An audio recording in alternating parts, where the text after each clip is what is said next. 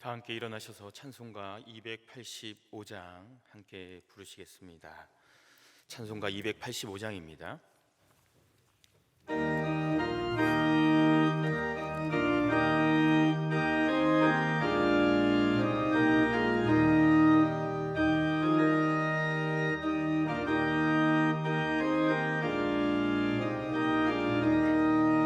주의 말씀 받은 그날 참 기쁘고 복되도다.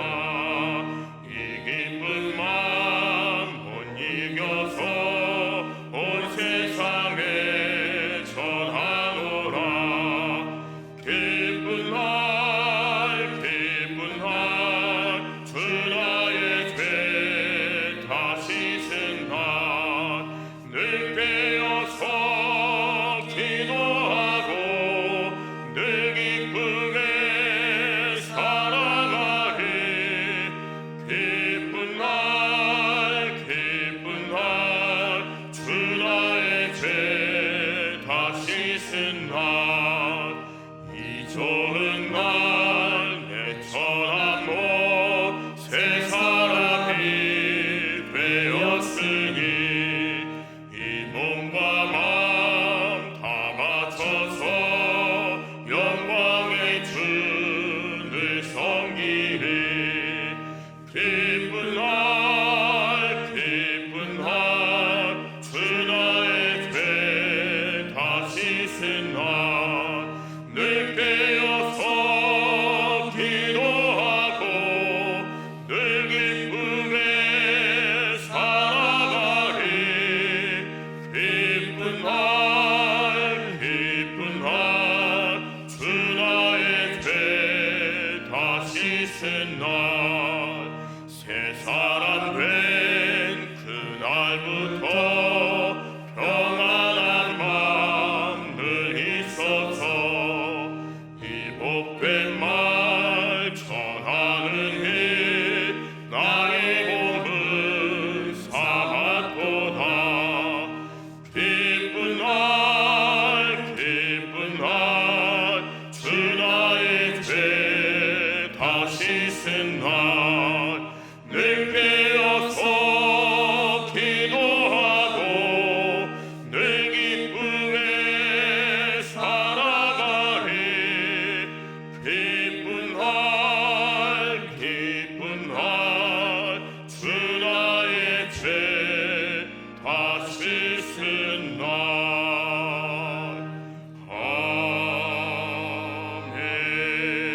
아멘. 너희 권능 있는 자들아, 영광과 능력을 여호와께 돌리고 돌릴지어다. 여호와께 그의 이름에 합당한 영광을 돌리며 거룩한 옷을 입고 여호와께 예배할지어다.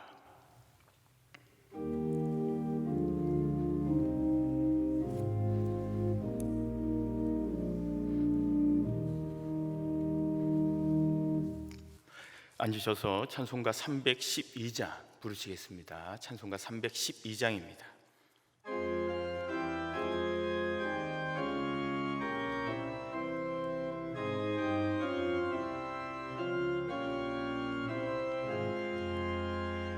너 하나님께 이끌리너 이 평생 주만 바라면 너 어려울 때 힘 주시고 언제나 지켜주신가. 주 크신 사랑 믿는 자 그 방석 위에 서리라.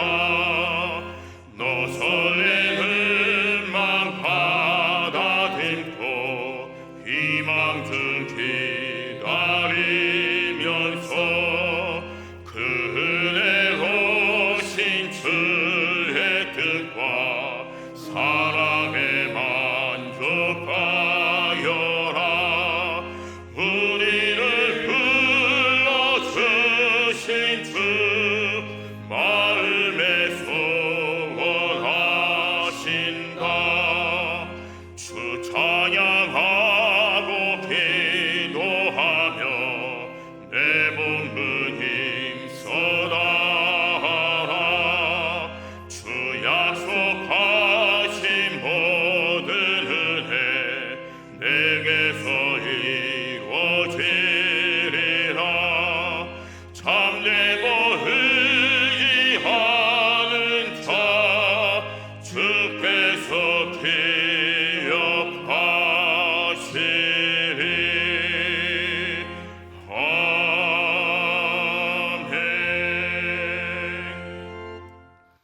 기도하시겠습니다.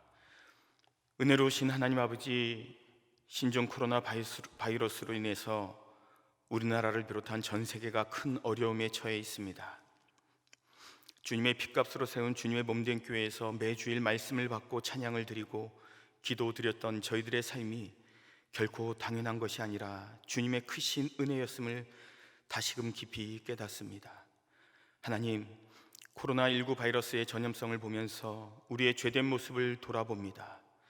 우리가 알게 모르게 다른 이들에게 드러나지 않은 전염병과 같은 죄를 지금까지 전파하지는 않았는지 돌이켜봅니다.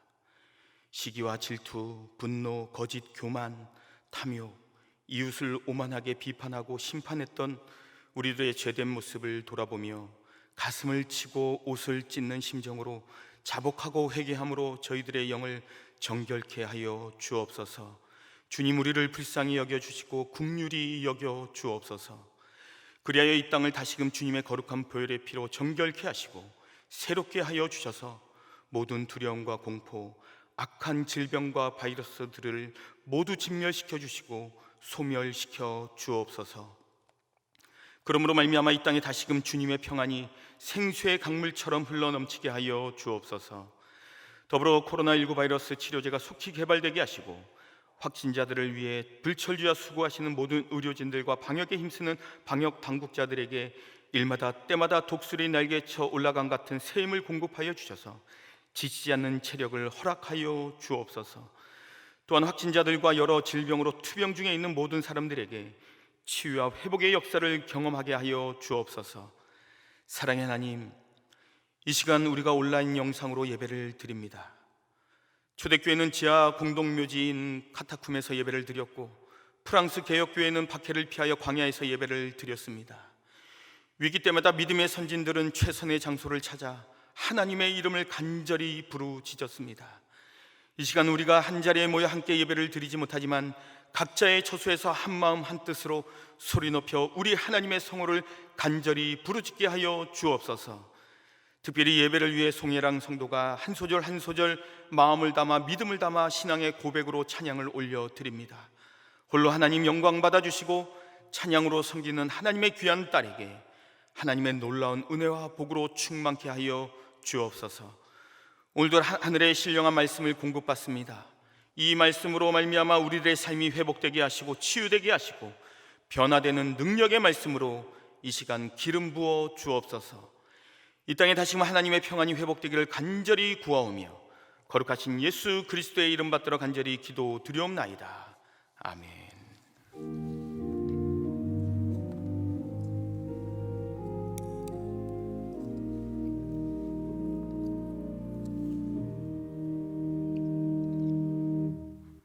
찬송가 406장 찬송 부르시겠습니다. 406장입니다.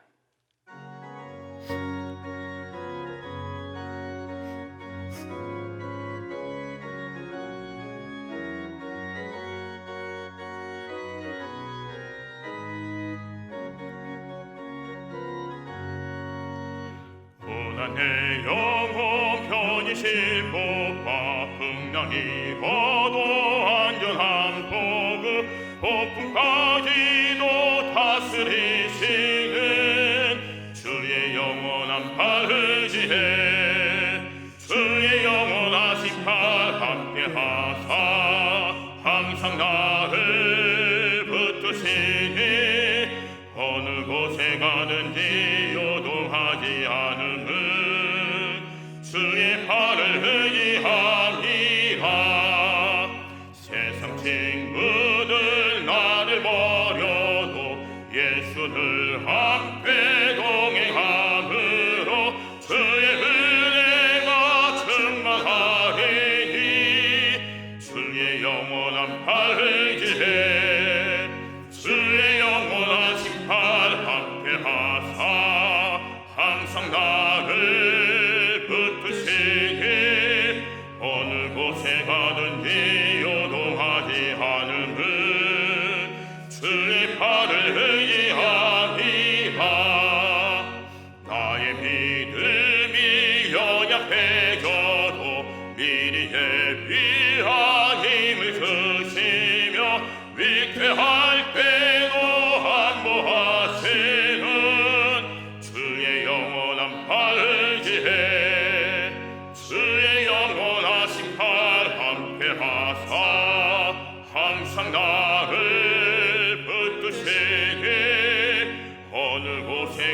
가든지 요동하지 않음은 주의 팔을 의지함이라.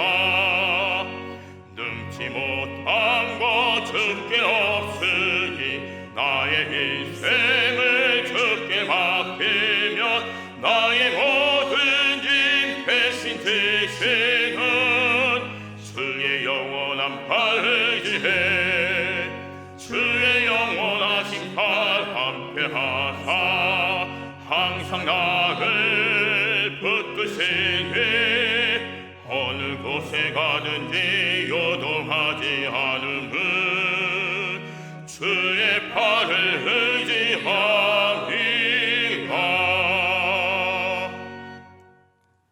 이 시간 우리에게 주시는 하나님의 말씀은 구약 성경 사사기 3장 15절부터 25절까지의 말씀입니다. 제가 가진 성경으로 구약 364쪽입니다. 사사기 3장 15절부터 25절까지 하나님의 말씀을 각자 계신 처소에서 한 목소리로 합독합니다. 이스라엘 자손이 여호와께 부르짖음에 여호와께서 그들을 위하여 한 구원자를 세우셨으니 그는 곧 베냐민 사람 게라의 아들 왼손잡이 에훗이라. 이스라엘 자손이 그를 통하여 모압 왕 에글론에게 공물을 바칠 때에 에훗이 길이가 한 규빗 되는 좌우의 날성 칼을 만들어 그의 오른쪽 허벅지 옷 속에 차고 공물을 모압 왕 에글론에게 바쳤는데 에글론은 매우 비둔한 자였더라. 에훗이 공물 바치기를 마친 후에 공물을 메고 온 자들을 보내고 자기는 길갈 근처 돌 뜨는 곳에서부터 돌아와서 이르되 왕이여 내가 은밀한 일을 왕에게 아뢰려 하나이다 하니 왕이 명령하여 조용히 하라 하매 모셔 선 자들이 다 물러간지라. 에훗이 그에게로 돌아가니 왕은 서늘함 다락방에 홀로 앉아 있는 중이라. 에훗이 이르되 내가 하나님의 명령을 받들어 왕에게 아랠 일이 있나이다 하매 왕이 그의 좌석에서 일어나니 에훗이 왼손을 뻗쳐 그의 오른쪽 허벅지 위에서 칼을 빼어 왕의 몸을 찌르매 칼자루도 나를 따라 들어가서 그 끝이 등 뒤까지 나갔고 그가 칼을 그의 몸에서 빼내지 아니하였으므로 기름이 칼날에 엉겼더라. 에훗이 현관에 나와서 다락문을 뒤에서 닫아 잠그니라. 에훗이 나간 후에 왕의 신하들이 들어와서 다락문들이 잠겼음을 보고 이르되 왕이 분명히 서늘한 방에서 그의 발을 가리우신다 하고 그들이 오래 기다려도 왕이 다락문들을 열지 아니하는지라. 열쇠를 가지고 열어본즉 그들의 군주가 이미 땅에 엎드러져 죽었더라. 아멘. 송예랑 성도님이 하나님께 찬양으로 영광 올려드리겠습니다.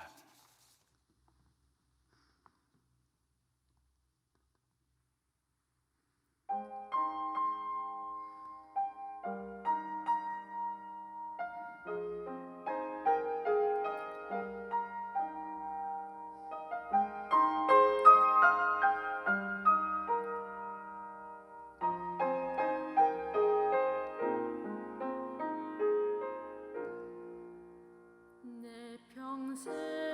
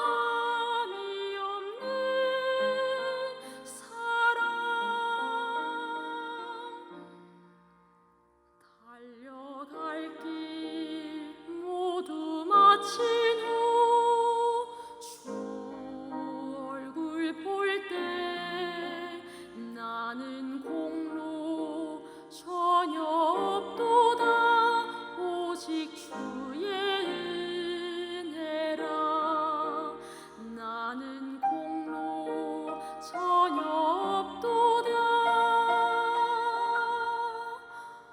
오직 주의 은혜라.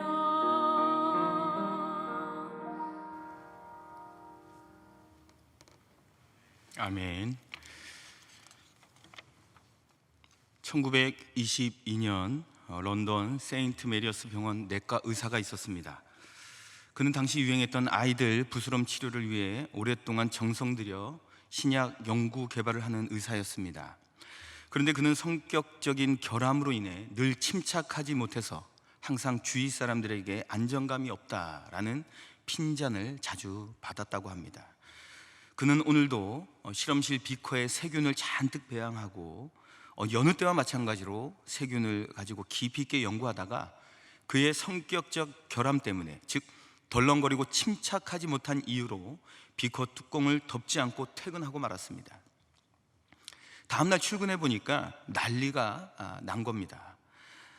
뚜껑 주변에 푸른 곰팡이가 잔뜩 끼어 있었습니다. 오랫동안 세균을 배양한 연구가 다 수포로 돌아간 상황입니다. 하지만 그 곰팡이 안에 페니실리움 노타툼이라는 곰팡이가 생겨서 최초의 항생제를 발견하는 업적을 이루었습니다. 그가 그 유명한 리소자인과 페니실린을 발견하여서 노벨 의학상과 노벨 생리학상을 받은 알렉산더 플레밍이라는 사람입니다. 그는 그 상을 받고 이런 말을 남겼습니다. 나의 발명은 실수가 가져다준 축복이다. 나의 성격상 약점이 나에게 복을 가져왔다라는 이야기를 남겼습니다.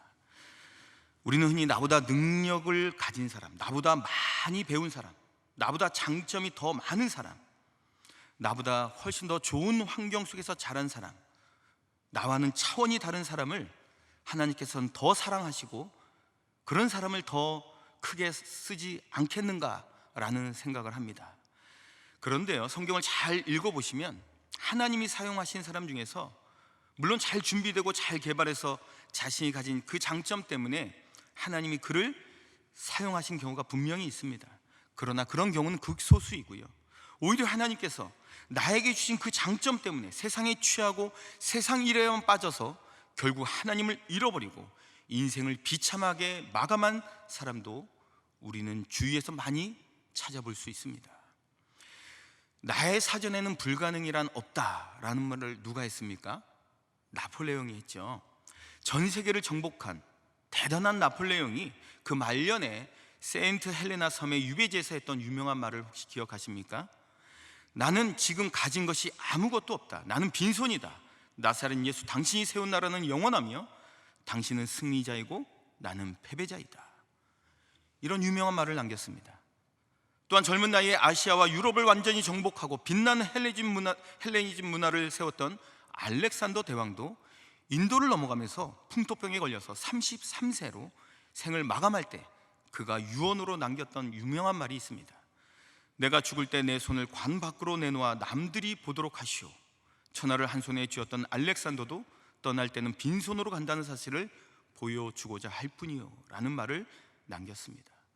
그 탁월함 때문에, 그 독보적인 능력 때문에 결국 그는 비참하고 불행하게 인생을 마감했습니다.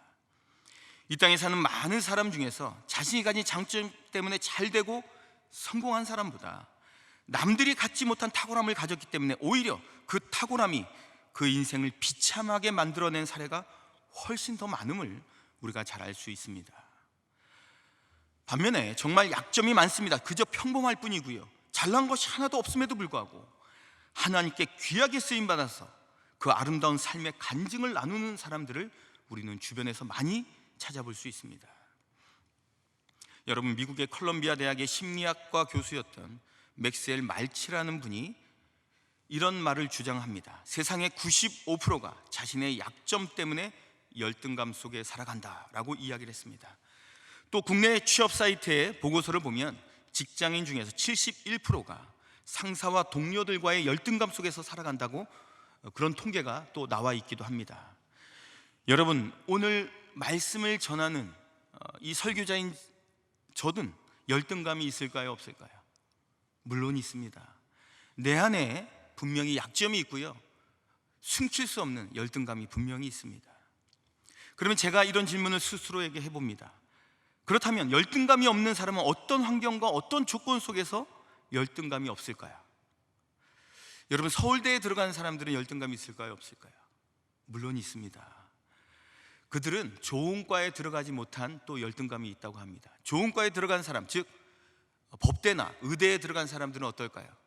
그들은 또 전국 석차, 서로가 몇 등 했냐 이야기를 한답니다. 전국도 석차 10위 안에 들지 못한 또 열등감이 있다고 합니다. 자, 그럼 10위 안에 든 사람들은 어떨까요? 하버드 대학교나 옥스퍼드 대학에 들어가지 못한 열등감이 있다고 합니다. 우리는 이처럼 내 안에 숨겨진 약점 때문에 열등감을 품고 사는 환자들입니다. 그런데 내 안에 있는 열등감이 무엇인가가 중요한 것이 아니라 내 안에 있는 약점을 어떻게 이해할 것인가가 중요합니다. 하나님의 자녀로서 내 안에 있는 약점을 어떻게 받아들일 것인가, 약점이 있어서 신앙에 방해가 되고 저해가 된다면 이 약점을 어떻게 극복할 것인가에 대해서 고민하고 문제를 해결한다면 우리는 내 남은 인생의 후반전의 삶을 전혀 다른 길로 개척해 나갈 수 있습니다. 제가 성경을 묵상하면서 깊이 고민한 것이 있습니다. 하나님이 사용하신 사람의 특징, 즉 하나님이 어떤 사람을 기뻐하시고 어떤 사람을 많이 사용하셨을까라는 깊은 고민이 들었습니다. 오랫동안 고민한 끝에 두 가지 깨달은 점이 있는데요, 첫 번째는 하나님은 유독 그 사람이 가지고 있는 장점 때문에 그를 사용하지 않으십니다. 남들이 가지고 있지 않은 장점 때문에 사용한 것이 아니었습니다. 하나님이 사용한 사람들을 보면 지극히 평범합니다. 신약의 12명의 제자들을 한 명 한 명 살펴보면 다 약점을 가진 사람들입니다. 하나님 왜 그런 사람을 사용하셨는지 저는 제 이성적으로 이해할 수가 없었습니다. 또 하나 깨달은 점은요, 하나님이 부르시고 사용하실 때 비록 약점투성이지만 그래도 그 자그마한 장점이 있다면 그 장점을 하나님이 사용하지는 않으신다는 겁니다. 예를 들면 우리가 누군가와 함께 일을 하고자 할 때 상대방이 가지고 있는 10가지 중에서 8가지가 마음에 안 들더라도 그래도 2-3가지가 마음에 들면 그 2-3가지의 좋은 점 때문에 함께 일을 합니다. 그런데 하나님께서는 사람을 쓰실 때 10가지가 다 마음에 안 들어도 하나님은 사용하십니다. 하나님이 사용하신 사람은 하나같이 약한 사람이고 부족한 사람입니다. 왜 그럴까요? 그렇기 때문에 그들은 겸손할 수밖에 없고요, 하나님만 의지할 수밖에 없습니다. 내가 만약 내 약점 때문에 어쩔 수 없이 내가 겸손해졌고 또 겸손해진 나를 하나님이 쓰셨다면 그 약점은 하나님을 향한 축복의 통로입니다. 그 약점은 내 인생에 더 이상 장애가 아닙니다. 그런데 그 약점이 있음에도 불구하고 교만하면 절대 하나님이 그를 사용하지 않으십니다. 하지만 내가 나의 약점으로 인해 하나님 앞에 철저하게 겸손을 배우고 무릎을 꿇을 수 있다면 하나님은 나의 약점을 사용하여서 하나님의 강함을 드러내 주십니다. 그렇기 때문에 내 안에 있는 약점은 축복의 통로이며 도구일 수 있습니다. 하나님은 어쩌면 능력이 많아서 이리저리 머리 쓰는 성도보다 묵묵하게 기도밖에 할 수 없는 연약한 성도를 더 기뻐하십니다. 우리가 잘 알고 있는 성경에 세리 삭개오가 나옵니다. 삭개오는 어떻습니까? 신체적인 약점이 있는 사람입니다. 그의 직업도 약점이고요, 그렇기 때문에 사람들에게 소외당했습니다. 그 누구도 그와 어울리려고 하지도 않았고 대화하려고도 하지 않았습니다. 그는 극심한 외로움으로 인해 그 약점이 내 심장을 파고들 만큼 괴롭고 힘들었습니다. 그는 외롭고 힘들었기 때문에 하나님만을 바라보았기에 예수님을 만날 수 있는 기회가 되었습니다. 그 약점이 하나님과 통하는 소통이 되었습니다. 여러분 기억하십시오. 하나님의 사람은 약점 때문에 절대 망하는 일이 없습니다. 하나님의 사람은 약점 때문에 하나님께 버림받지 않습니다. 하나님의 사람들은 약점 때문에 영원히 실망하는 인생으로 살아가지 않습니다. 오히려 우리의 하나님은 약점 있는 사람을 소중히 여기시고 불쌍히 여기시고 존귀히 여겨 주십니다. 로마서 8장 26절에 이런 말씀이 있습니다. 이와 같이 성령도 우리의 연약함을 도우시나니 우리는 마땅히 기도할 바를 알지 못하나 오직 성령이 말할 수 없는 탄식으로 우리를 위하여 친히 간구하시느니라. 성령은 내가 연약하기 때문에 도와줍니다. 내가 겸손하기 때문에 도와줍니다. 내가 부족하고 내가 무능하기 때문에 도와줍니다. 하나님, 나는 아무것도 할 수 없습니다. 하나님의 은혜가 아니면, 하나님이 도와주시지 않으면, 하나님이 나를 불쌍히 여겨주시지 않으면 나는 아무것도 할 수밖에 없는 나약한 존재에 불과합니다. 이렇듯 하나님 앞에 겸손히 두 손을 들 때 성령은 말할 수 없는 탄식으로 우리를 살펴주시고 도와주신다고 성경은 우리에게 말씀해 주고 있습니다. 그렇기 때문에 내 약함이 오히려 하나님의 능력을 경험하고 축복의 통로가 될 수 있습니다. 우리가 잘 알고 있는 사도 바울에게도 약점이 있었지요. 그 약점이 무엇입니까? 몸에 가시가 있다고 고백했습니다. 그 가시는 성서학자들의 말에 따르면 간질이다라고 이야기를 합니다. 수많은 전도 여행을 다니면서 병자를 고치고 심지어 죽은 사람도 살리신 분이 사도 바울이었습니다.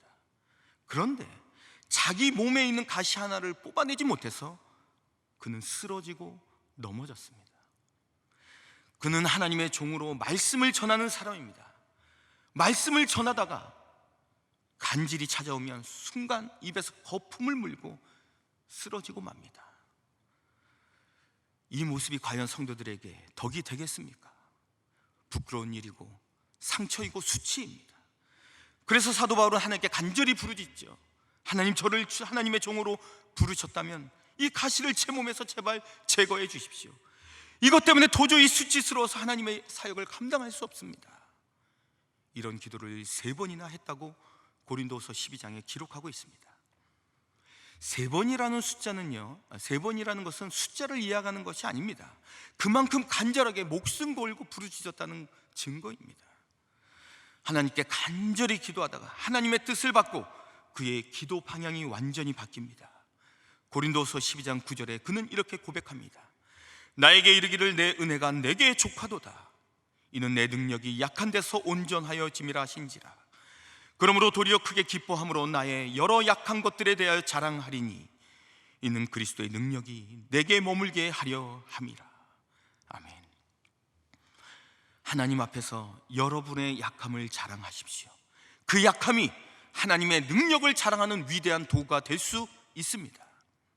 하나님 앞에서 내가 가장 약할 때 세상에서 가장 강할 때입니다. 하나님 앞에서 비굴한 사람은 세상 사람 앞에서 절대로 비굴하게 세워놓지 않습니다. 오늘 성경은 두 번째 사사 에웃을 통해서 하나님의 마음을 볼 수 있습니다. 그리고 그 메시지는 오늘을 살아가는 우리에게 매우 중요한 교훈을 전해주고 있습니다. 자, 그러면 오늘 성경의 배경을 잠깐 살펴보도록 하겠습니다. 하나님은 사사 온니엘을 통해서 이방의 손에서 이스라엘을 구원하십니다. 그리고 최소한 40년 동안 평화로운 생활을 지낼 수 있도록 하게 하셨습니다. 40년 동안 온니엘을 통해서 여호와 하나님의 언약에 대해서 듣고 배웠음에도 불구하고 온니엘이 죽자 이스라엘 백성들은 어려서부터 보고 자랐던 우상 숭배를 배척하지 못하고 또다시 악의 길로 들어서는 결국 여호와 앞에서 죄를 범하는 일을 하고 맙니다. 그래서 분노하신 하나님은 그들을 징계하기 위해서 이스라엘 옆에 모압 왕 에글론을 강성케 하셨습니다. 결국 강성해진 모압이 이스라엘을 대적하게 됩니다. 그런데 평상시 모압은 이스라엘에게 대적할 수 없는 소수민족의 나라였습니다. 평소에 업신 여겼던 모압이, 도저히 대적할 수 없었던 모압이 자기 스스로의 힘으로 쳐들어올 수 없으니까 주변 국가인 암몬과 아말렉과 연합하여 이스라엘을 공격합니다. 결국 예루살렘은 완전히 멸망하고 맙니다. 이것이 하나님의 징계입니다. 하나님은 자기 백성이라 할지라도 회개하지 않고 하나님 앞에 부끄러운 삶을 계속해서 살게 된다면 하나님은 그 불신자들 앞에서 그들을 부끄럽게 하고 수치를 당하게 하십니다. 이스라엘 백성이 정말 견디기 힘들었던 것은요, 우리가 평소에 업신 여겼고 무시했던 모압에게 멸망당했다는 참을 수 없는 부끄러움과 수치스러움이 그들을 힘들게 했습니다. 하나님의 백성일지라도 내 안의 죄를 하나님은 허용치 않으십니다. 하나님은 우리에게 회개할 기회를 주십니다. 그렇게 살지 말아야 하는데 그렇게 사는 우리에게 하나님은 회개의 영을 주시고 회개할 수 있도록 하나님은 기다려 주십니다. 그랬음에도 불구하고 회개하지 않으면 결국 하나님은 죄의 풍선을 높이 올려서 많은 사람들이 보는 앞에서 그 풍선을 터뜨리시고 맙니다. 결국 수치스럽고 부끄럽게 만드십니다. 바로 이스라엘 백성들은 하나님 앞에서 죄악을 행하지 않았더라면 그 모압 앞에서 그런 수치를 당하지 않았을 겁니다. 결국 모압 왕 에글론이 18년 동안 이스라엘을 지배하게 됩니다. 그러자 이스라엘 백성들이 다시금 하나님께 간절히 부르짖습니다. 우리 본문 15절 말씀 함께 한 목소리로 합독해 봅니다. 이스라엘 자손이 여호와께 부르짖음에 여호와께서 그들을 위하여 한 구원자를 세우셨으니 그는 곧 베냐민 사람 게라의 아들 왼손잡이 에웃이라. 이스라엘 자손이 그를 통하여 모압 왕 에글론에게 공물을 바칠 때 모압의 통치하에 18년 동안 억압을 당했습니다. 그들은 다시금 부르짖습니다. 하나님, 우리가 잘못했습니다. 다시금 우리가 다시 죄를 짓지 않을 테니 우리를 제발 구원하여 주옵소서. 하나님은 그들의 울부짖음을 들으시고 그들을 구원하기 위해서 두 번째 사사 에웃을 보냅니다. 에웃은 사사가 되어서 이스라엘을 해방시키려고 모든 정황을 살펴봅니다. 그런데 이 상황은 모압 왕 에글론이 죽지 않고서는 이 상황이 끝나지 않는 것으로 판단합니다. 그래서 에웃은 이런 결정을 하죠. 모압 왕 궁정에 들어가서 에글론을 죽이기로 결심을 합니다. 그런데 에웃이 어떻게 왕을 만날 수 있었을까요? 그것은 오늘 본문에 적혀 있는 대로 왕이 좋아하는 곡물을 많이 모아서 왕을 대면합니다. 그리고 그의 오른쪽 바지 주머니에 한 규빗, 즉 45cm의 긴 칼을 집어넣고 왕을 찾아갑니다. 그리고 곡물을 바치고 온갖 아부와 아첨을 다 떨면서 긴장감과 견제하는 마음을 없앤 다음에 그에게 자그마한 목소리로 말을 하지요. 왕이시여, 은밀한 얘기가 있으니 개인적으로 얘기하시지요. 그래서 왕은 더 많은 무엇인가를 기대하는 마음으로 저 구석진 외진 곳으로 들어갑니다. 그때 에웃은 왼손으로 오른쪽 주머니에 있는 칼을 꺼내 에글론의 배를 찌릅니다. 이 상황을 성경에서 매우 세밀하게 말씀해 주고 있습니다. 오늘 본문 21절과 22절 말씀입니다. 에웃이 왼손을 뻗쳐 그의 오른쪽 허벅지 위에 칼을 빼어 왕의 몸을 찌르매 칼자루도 날을 따라 들어가서 그 끝이 등까지 나갔고 그가 칼을 그의 몸에 빼내지 아니하였으므로 기름이 칼날에 엉겼더라. 이 상황이 이해되십니까? 왕과 은밀하게 독대를 하는데 왼손잡이가 오른쪽 주머니에 있는 것을 꺼낼 때 모압 왕은 무엇인가 좋은 것이 나오나 보다 기대하였지만 칼을 꺼내 배를 찔렀고 그 칼이 등 뒤에까지 나와서 오랫동안 시체를 수습하지 않아 나중에 기름이 칼에 엉겨 붙었다라고 말씀해 주고 있습니다. 그림이 그려집니다. 에웃은 어떻게 합니까? 곧바로 에브라임 산지에 올라가 나팔을 붑니다. 그리고 내가 모압 왕 에글론을 죽였다 말하면서 이스라엘 군대를 다시금 모아 모압의 1만 병사를 다 죽입니다. 결국 모압은 이스라엘에게 항복하고 그 땅에서 다시 평화가 찾아왔다라는 말씀을 오늘 해주고 있습니다. 성경은 에웃에 대해서 세밀하게 말씀해 주고 있지 않습니다. 성경에서는 에웃을 단 두 문장으로만 표현하고 있습니다. 그는 베냐민 지파였고 그는 왼손잡이였다. 여러분, 베냐민 지파가 어떤 의미일까요? 베냐민 지파라는 말씀의 의미는 베냐, 즉 아들이라는 뜻이고요, 민은 오른손이라는 뜻입니다. 그러면 베냐민의 뜻은 오른손의 아들이라는 뜻입니다. 자, 그 의미는 오른손을 쓰는 힘 있는 지파를 지칭합니다. 그런데 아이러니하지 않습니까? 오른손을 쓰는 베냐민 지파 가운데 왼손을 쓰는 아들이 나온 겁니다. 어울리지 않는 상황입니다. 혹시 이렇게 생각하실지 모르겠습니다. 오른손을 쓰는데 왼손도 자유롭게 쓰는 사람이 아닌가? 성서학자들은 에웃이 오른손에 장애가 있어서 왼손만을 쓸 수밖에 없는 사람이라고 주장을 합니다. 당시 오른손을 사용하는 사람 중에 오른손에 장애를 가진 사람이 아기가 태어나면 그가 살아간다는 인생길에서, 그 사회에서 아마 실패한 인생, 그의 인생이 끝나버린 인생입니다. 그 무엇도 함께할 수 없는 사람이었습니다. 그 사람이 바로 에웃이었습니다. 그런데 하나님은 왼손을 사용하는 에웃을 부르시고 그를 사용해서 그 손으로 민족을 구원하셨습니다. 이것이 하나님이 일하시는 방식입니다. 여러분, 당시 민족을 해방하기 위해서 해방 결사대가 왜 없었겠습니까? 18년 동안 모압의 폭정 가운데 왜 민족의 해방을 위해서 결성된 특수부대가 왜 없었겠습니까? 하지만 그들은 에웃을 끼워주지도 않았을 겁니다. 그 몸을 가지고 무슨 일을 하겠는가? 아마도 그를 멸시하고 무시했을 겁니다. 여러분, 하나님의 일하는 방식은 사람이 버린 카드를 하나님이 들어 사용하십니다. 그렇기 때문에 내 안에 사회에서 소외당하고 열등감의 약점이 있다면 그 약점으로 절대 기죽지 마십시오. 사람들이 버린 그 약점을 하나님이 크게 사용하실 수 있습니다. 하나님은 건강하고 튼튼한 오른손을 가진 많은 사람들을 사용하지 않고 왜 굳이 사람들이 버린 카드를 선택하셔서 그를 통해서 민족의 해방을 구원하셨던 것일까요? 바로 하나님은 그런 연약한 사람을 소중하게, 소외된 사람을 귀하게 여기셨기 때문입니다. 에웃을 연구했던 성서학자들은 그에 대해서 이런 글을 남겼습니다. 오른손을 쓰지 못했던 에웃, 그는 자신의 단점 때문에 하나님을 의지하며 살 수밖에 없었다. 그러므로 말미암아 주님의 오른손이 에웃의 오른손이 되어 주셨다. 맞는 말씀입니다. 주님이 친히 에웃의 오른손이 되어 주셨기 때문에 민족을 구원할 수 있었습니다. 그의 병든 오른손이 그의 민족을 구원한 것이 아닙니다. 그는 그의 약점 때문에 한없이 겸손하였고 그의 겸손을 보시고 하나님이 그의 오른손이 되어 주셔서 그 연약한 손으로 민족을 구원해 주셨습니다. 여러분 안에 있는 연약함이 무엇입니까?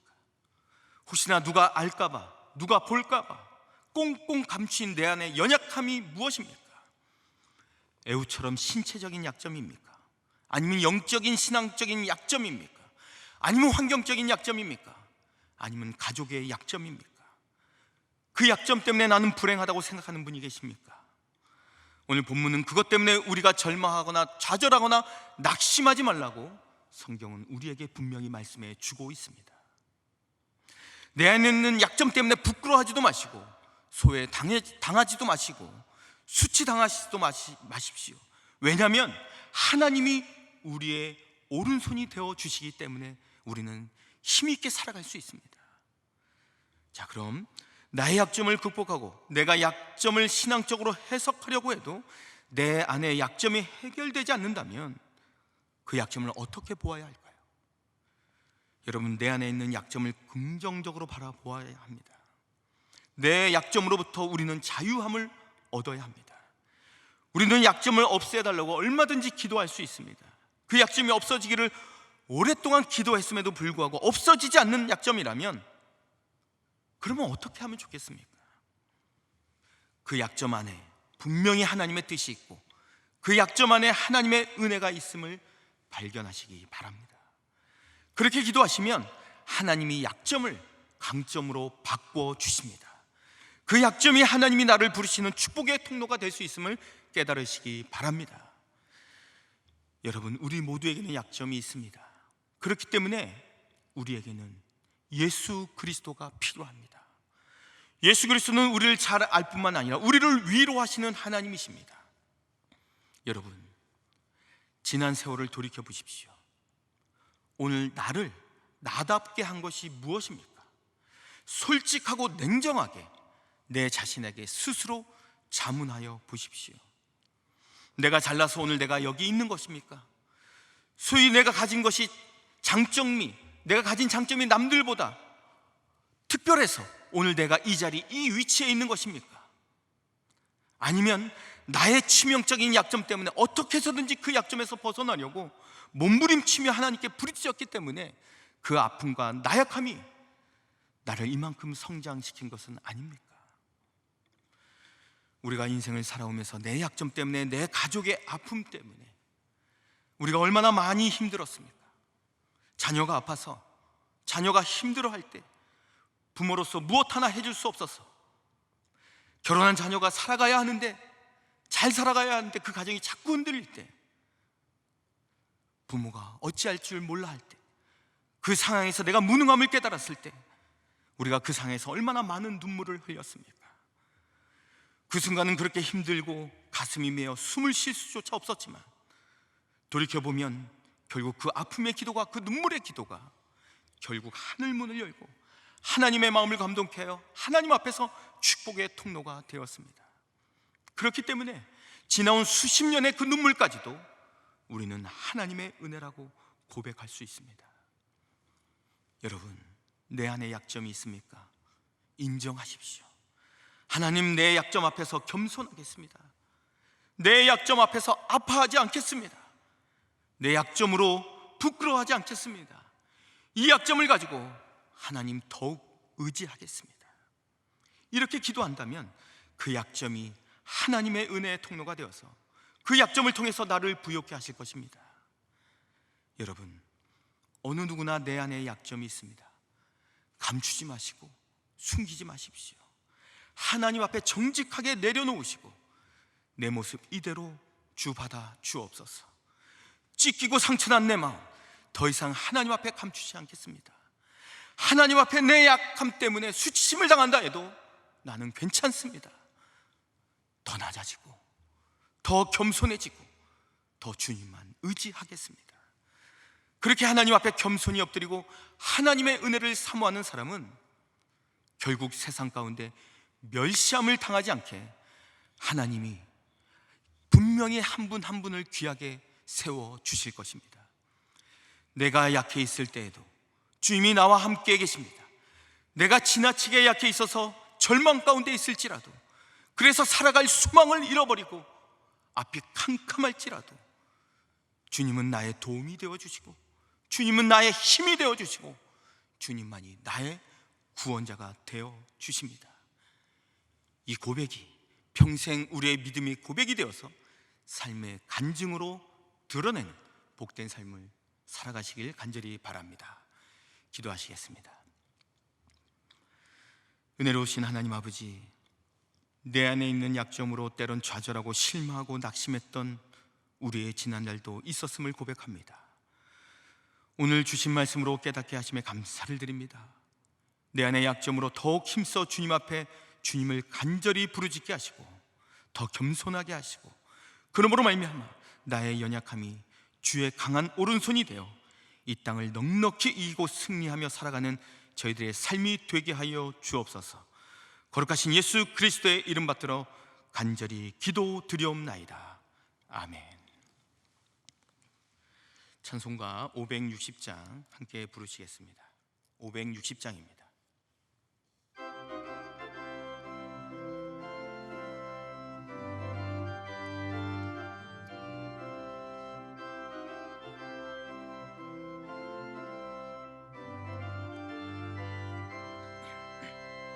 주의 발자취를 따르미 어찌 즐거운 일 아닌가. 맘이 맑은 하늘 열리고 밝은 빛이 비친다. 발자취를 따라가자 기쁜 마음으로. 발자취를 따라가자 찬송하며 즐겁게. 주의 발자취를 따르미 어찌 행복한 일 아닌가. 마음의 악한 생각 사라져 밝은 마음 싹 든다. 발자취를 따라가자 기쁜 마음으로. 발자취를 따라가자 찬송하며 즐겁해 주의 말같이를 따름이 어찌 든든한 일 아닌가 마음의 두려움은 사라져 새로운 힘 솟는다 알려지를 따라가자 기쁜 마음으로 알려지를 따라가자 찬송하며 즐겁해 아멘. 담임 목사님께서 교회 생활 말씀하시겠습니다. 우리 서로 인사하겠습니다. 축복합니다. 축복합니다. 축복합니다. 가정에서 예배드리는 성도님들께 축복합니다. 교회 생활 말씀드립니다. 계속 코로나19 감염 사태로 인해서 온라인으로 예배가 진행되고 있습니다. 특별히 금요 기도회, 이번 주에도 금요 기도회 오후 8시에 온라인으로 진행이 됩니다. 많이 참여해 주시고 또 함께 기도하는 시간을 갖도록 해 주시기 바랍니다. 매일 저녁 9시에 코로나19 대책과 회복을 위한 합심 기도 각각 있는 처소에서 기도하시는 것 기억하시고 역시 기도에 참여해 주시기 바랍니다. 천안시 기독교 총연합회 희년 기념 헌혈 운동이 지난 월요일부터 31일, 이달 31일까지 이제 문타워 6층에 있는 헌혈의 집에서 헌혈할 수 있도록 진행이 되고 있습니다. 뜻이 있으신 분들은 참여해 주시고 18일 주일 우리 성전 예배가 18일 주일날 이루어지면 18일 주일은 우리 본교회 주차장에서 헌혈 버스 차량이 와서 헌혈할 수 있도록 그렇게 준비가 되어 있습니다. 신분증을 지참하셔야 됩니다. 결혼 광고 있습니다. 육교구 16구역 이상호 집사, 이영순 집사 자녀 이미지 양과 김수영 군의 결혼식이 10일 토요일 오전 11시 아펠가모 선릉 4층 단독홀에서 있겠습니다. 7교구 9구역 이근식 성도 정미아 집사 장녀 이루리 양과 이현수 군의 결혼식이 9일 금요일 오전 11시 티웨딩 1층 투게더 홀에서 있겠습니다. 교구별 디지털 대면 정기신방 진행되고 있습니다. 해당되는 구역과 가정들은 기도로 준비해 주시기 바랍니다. 이상 말씀드립니다. 이 시간 우리 합심해서 기도합니다. 먼저 주신 말씀 부여잡고 기도하겠습니다. 연약한 자를 들어 사용하시는 하나님의 손길을 기억하시고 나의 연약함으로 더욱 하나님을 의지하고 하나님께 부르짖게 하셔서 그러므로 말미암아 하나님께 더 귀하게 쓰임받는 우리 모두가 되게 해달라고, 그러므로 말미암아 이 어두운 세상 당당히 승리함으로 한 걸음 한 걸음 주님을 향해 정진해 나가는 우리 믿음의 사람들이 되게 해달라고 기도하십시다. 다음으로는 코로나19로 인해 어려움에 처한 우리 이웃을 위해서 기도합니다. 코로나19로 인해 어려움에 처한 우리 형제 자매들이 있습니다. 기도로 사랑으로 돌보게 하시고 물질로 협력하게 하셔서 하나님의 사랑을 전하는 계기가 되게 해달라고 기도하십시다. 그래서 어려운 이웃에게 이 땅이 결코 외로운 현실이 아닌 하나님의 사랑을 경험할 수 있는 사랑의 공동체가 되게 해달라고 이 시간 기도하겠습니다. 끝으로 환우를 위해서 기도합니다. 현재 병중에 계신 우리 교회 환우들 뿐만 아니라 코로나19로 치료 중에 있는 이웃들을 위해서 기도하십시다. 하루속히 하나님의 은혜로 회복되고 치유되어 하나님의 살아의 역사하심을 경험하고 체험하게 해달라고 이 시간 우리 한 목소리로 합심하여 기도합니다.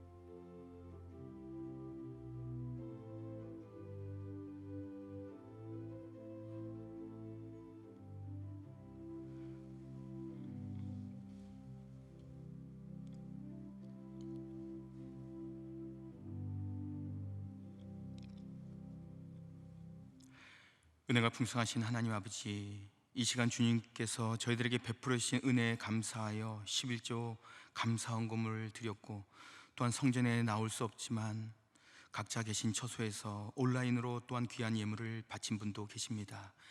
이 모든 예물에는 하나님을 뜨겁게 사랑하는 믿음과 정성, 그리고 한 분 한 분의 간절한 기도 제목이 담겨 있습니다. 바쳐진 손길들을 기억하시고 그 손길과 가정 위에 하나님의 놀라운 은혜와 복으로 충만케 하여 주옵소서. 사랑의 하나님, 오늘 주신 말씀 부여잡고 세상 향해 나아갑니다. 이 험악한 세상에서 믿음의 사람으로 살아간다는 것이 그리 쉬운 일은 아닐 것입니다. 나는 연약하지만 하나님은 강하심을 믿고 의지함으로 부족한 나를 통하여 하나님의 영광을 드러내는 믿음의 사람으로 이 땅을 살아가게 하여 주옵소서. 그리하여 그 어떠한 상황 속에서도 결코 피하거나 도망치지 말고 오직 성령께 붙들림 바 되어 당당하게 하나님의 자녀로서 믿음의 진보를 이루어가는 하나님의 백성들이 다 되게 하여 주옵소서. 거룩하신 예수 그리스도의 이름 받들어 간절히 기도드리옵나이다. 아멘.